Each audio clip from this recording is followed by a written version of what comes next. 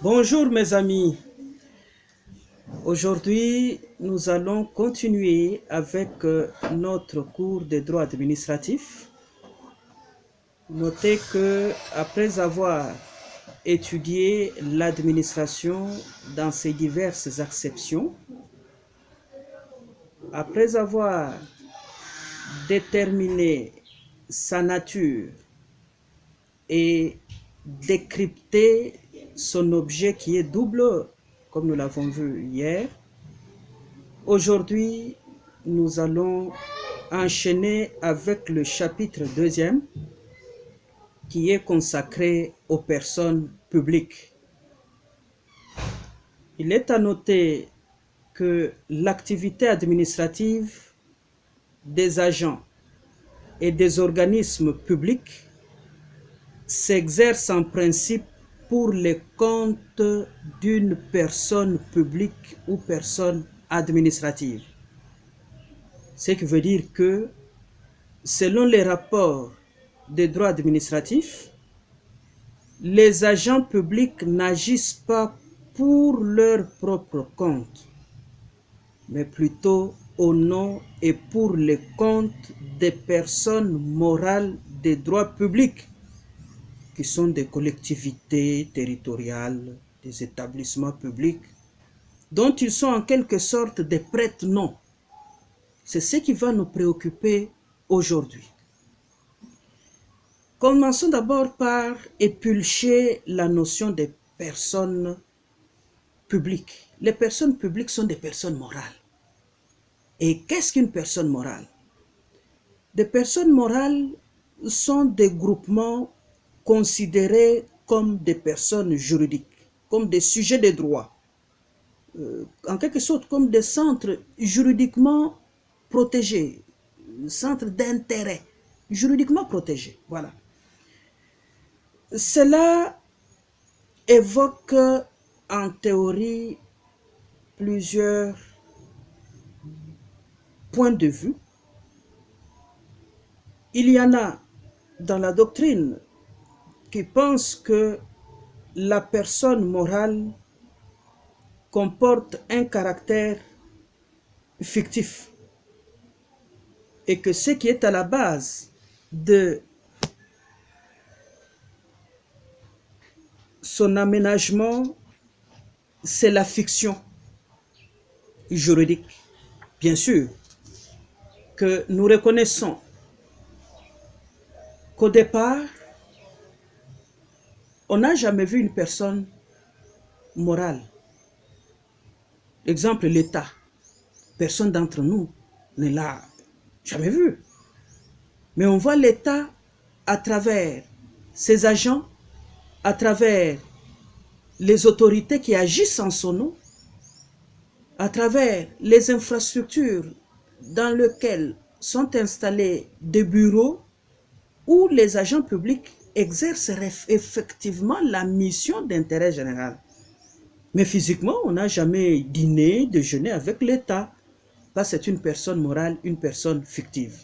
Cette théorie a son pesant d'or, mais n'explique pas toute la réalité, parce qu'il y a aussi l'existence d'une autre théorie, la théorie de la réalité, qui vient corroborer et même compléter celle de la fiction. D'après la théorie de la réalité d'une personne morale, on soutient que il existe une volonté collective du groupe et que l'octroi de la personnalité morale ne fait que traduire dans les droits la réalité de ce groupe. Ah, ça, c'est tout à fait logique. Un groupe est considéré exister lorsqu'il pose des actes sur terrain, lorsqu'en réalité, on conçoit vraiment son existence. L'État existe parce que l'État pourvoit à l'intérêt général. L'État existe parce qu'il pose des actions de terrain. Il y a des agents publics qui prennent des décisions en son nom et pour son compte. Donc cette théorie de la réalité vient se greffer sur celle de la fiction. Et la doctrine a pu concevoir que les deux théories se complètent. D'un côté, l'État, on ne l'a jamais vu physiquement. De l'autre côté, l'État existe parce qu'il pose des actes concrets. Et c'est cela. Personne n'a jamais vu la province du Kasaï central de manière physique. Mais la province du Kasaï central existe bel et bien parce qu'il y a des autorités administratives et même politiques ou politico-administratives qui agissent au nom et pour le compte de la province du Kasaï central, qui prennent des décisions pour la sécurité des personnes et de leurs biens. Voilà en quoi les deux théories se complètent. Mais il y a un autre point sur lequel nous devons insister. C'est la détermination des caractéristiques communes aux personnes morales. En effet, pour dégager ces caractéristiques, il faut commencer d'abord par comparer la personne morale à la personne physique. En comparant les deux types de personnes, nous devons prendre comme critère la permanence, l'acquisition de la personnalité morale, l'objet et la capacité. Lorsque nous prenons comme critère permanence, nous devons noter que la personne morale ne meurt pas de mort naturelle. Elle subsiste après la disparition des personnes physiques qui l'ont fondée. Nous prenons le cas du parti politique qui a connu plusieurs disparitions de ses fondateurs, le PALU, Parti Lumumbiste Unifié. Le patriarche Antoine Gizenga est décédé, qui était son fondateur. Le secrétaire national qui l'a succédé, qui faisait aussi partie des fondateurs, est aussi décédé. Mais cela ne dit pas pour autant que le parti Lumumbiste Unifié a disparu. Autrement dit, les personnes physiques animatrices de l'institution qui est une personne morale ont disparu, sont mortes d'une mort naturelle, mais la personne morale qui est le parti Lumumbiste Unifié subsiste à ses structures. Voilà en quoi la théorie de la réalité et la théorie de la fiction se mêlent pour expliquer certaines réalités du point de vue du droit administratif. Deuxième critère que nous pouvons prendre en compte pour distinguer la personne morale de la personne physique, c'est l'acquisition de la personnalité morale. En effet, s'agissant d'une personne physique, celle-ci acquiert de plein droit la personnalité juridique dès qu'elle est née vivante et viable. Cela, c'est sans discussion. Tandis que pour une personne morale, celle-ci n'est née que sur décision de l'autorité publique, estimant que certains intérêts sont dignes d'une protection. Et c'est cette personne morale qui va naître, qui va avoir pour mission d'effectuer sur terrain, de réaliser des missions qui sont liées à son existence. C'est l'autorité publique qui doit constater cette existence. Voilà. Donc c'est une existence qui est constatée par une autorité publique lorsqu'il y a une effectivité sur terrain. Tandis que pour une personne physique, il suffit de voir qu'elle existe, qu'elle est née. Il s'agit même d'un cas plus exceptionnel, un fœtus. est aussi sujet des droits. Un fœtus, pourvu que sa vie continue au sein de sa mère et que la mère donne naissance à l'enfant, l'enfant est sujet des droits et des obligations. Du simple fait de son apparence physique, ce qui n'est pas le cas pour une personne morale. La personne morale doit, elle, son existence à la constatation qui est faite par l'autorité administrative, qui lui octroie l'acte qu'on appelle l'acte d'autorisation d'existence, l'acte de personnalité morale. Troisième critère pour distinguer une personne morale d'une personne physique, c'est l'objet. À ce sujet, il faudrait savoir que une personne humaine peut poursuivre n'importe quel objet sous réserve de ce que cet objet puisse être licite. Quant à ce qui concerne une personne morale, elle ne peut agir que dans le cadre de sa spécialité. Elle ne peut poser des actes que ceux qui sont licites et ceux qui se rapportent à son objet. C'est la spécialité. La personne morale ne peut pas embrasser n'importe quel type d'activité. Elle ne peut rester que dans la sphère des activités qui sont consignées dans son acte constitutif. Voilà, ça c'est du droit et du droit administratif. Quatrièmement, la capacité. Nous savons que les personnes physiques jouissent toutes de la même capacité. Mais celle des personnes morales peut être plus ou moins large parce que cette capacité ne peut s'étendre que au regard de l'objet de sa constitution, de son existence. Au-delà de cet objet, la personne morale est censée être incapable. Quant à ce qui concerne la capacité des personnes physiques, nous savons qu'en droit civil de personnes, plusieurs fois, les professeurs sont revenus sur l'existence de la capacité, la constatation de cette capacité, les personnes qui sont capables, celles qui sont incapables. Bref, en droit congolais, dès qu'une personne atteint 18 ans, elle est censée acquérir la majorité, donc la capacité. Mais la capacité d'existence, la capacité de poser des actes juridiques, c'est celle qui partage beaucoup de systèmes juridiques.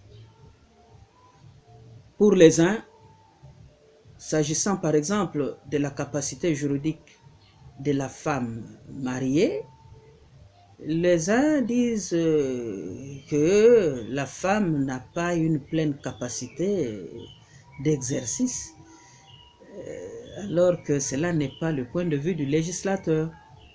De toutes les façons, il faut savoir que chez nous, la femme, en général, a une pleine capacité de jouissance, qu'elle soit même femme mariée, elle a pleine capacité de jouissance de ses droits. Mais quant à la capacité d'exercice des droits, il existe certaines restrictions, certaines limitations, mais qui ne peuvent pas s'analyser à une espèce d'annihilation de l'exercice de ces droits. Là, c'est un débat qui est souvent attisé en droit congolais, surtout dans les cours de droit civil des personnes. Ça ne constitue pas l'objet de ce cours aujourd'hui. Mais il faudrait noter tout simplement que une personne morale doit avoir la capacité d'exercice qui ne peut pas aller au-delà de son objet qui sous-tend son existence. Voilà, c'est comment nous pouvons nous exprimer. Et retenez cela dans ce sens-là. S'agissant du régime juridique commun aux personnes morales, il faut l'examiner autour des organes des personnes morales.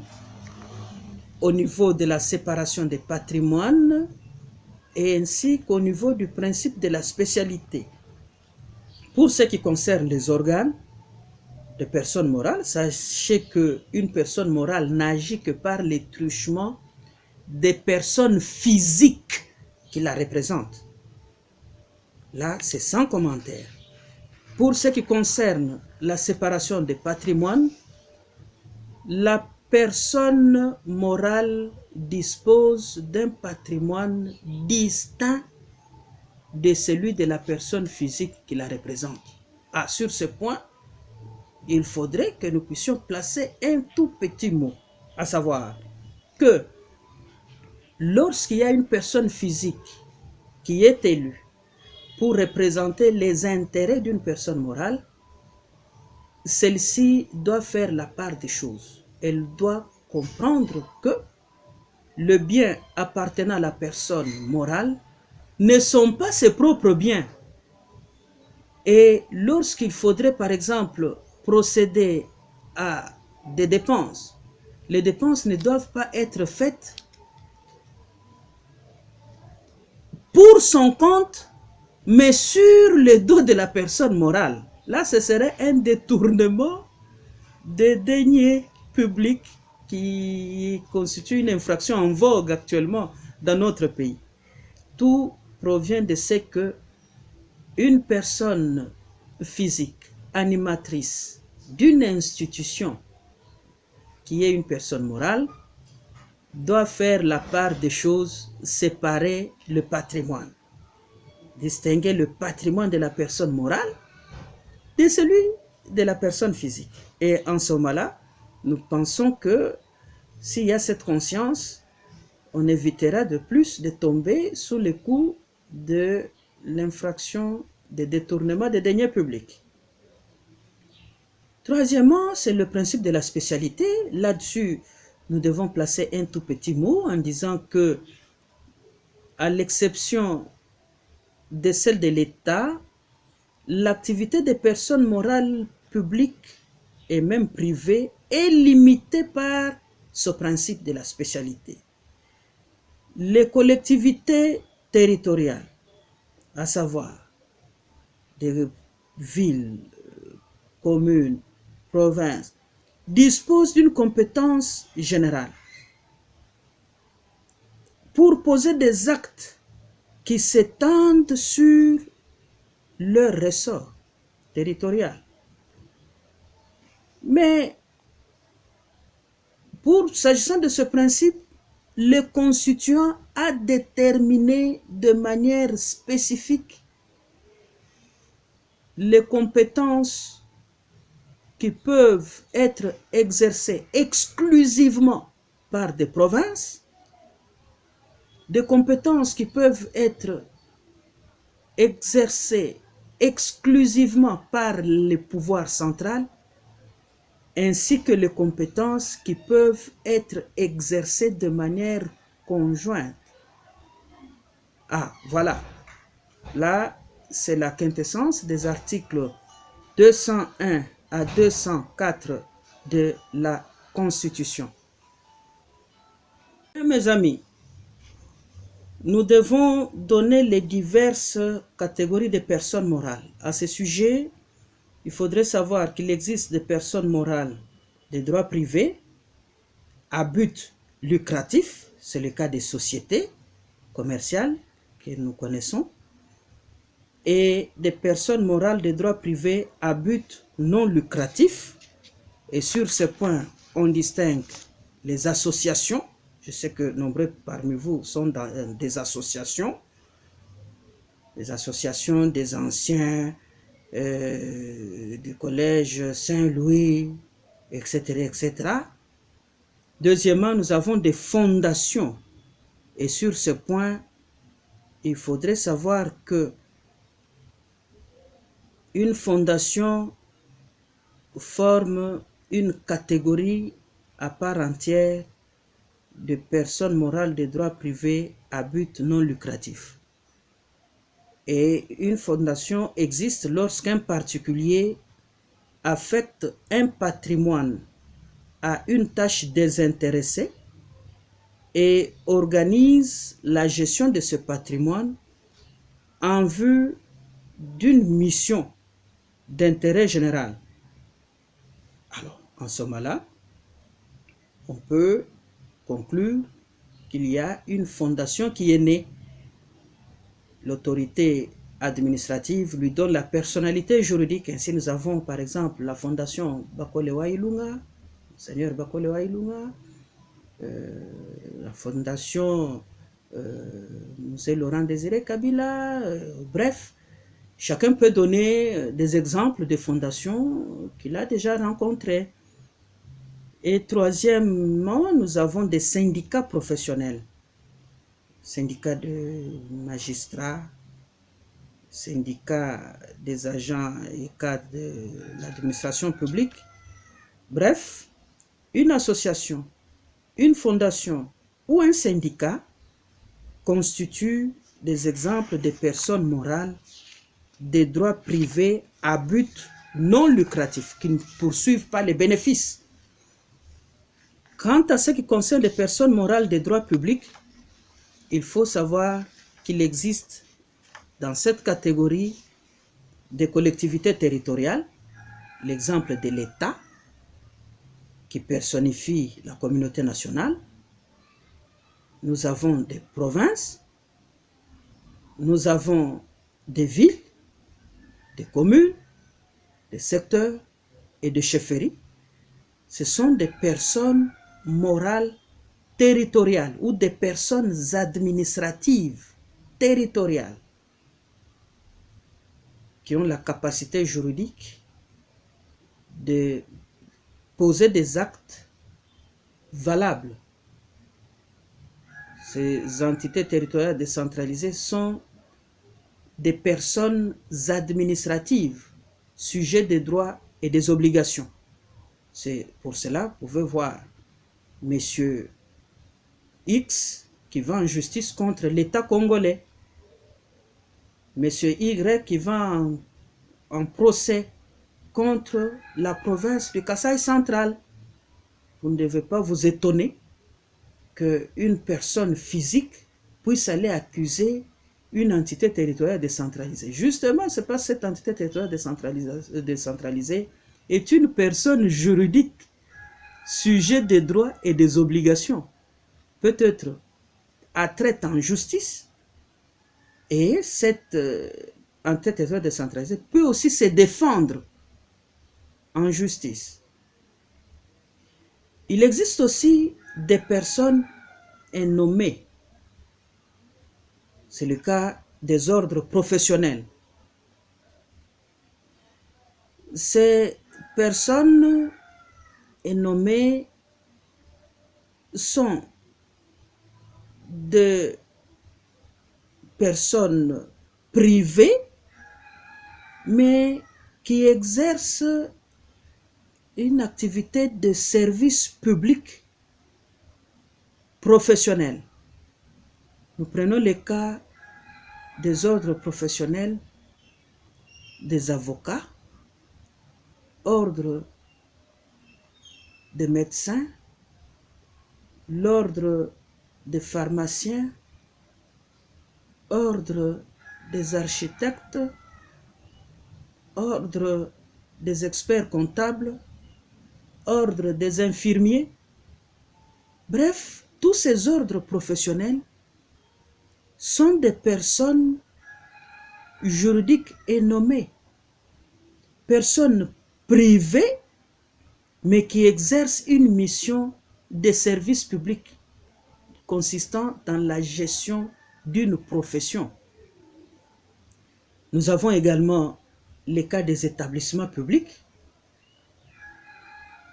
qui sont appelés à satisfaire un besoin public très important. Autrement dit, les établissements publics, comme nous aurons à le voir, sont des services publics dotés de la personnalité juridique.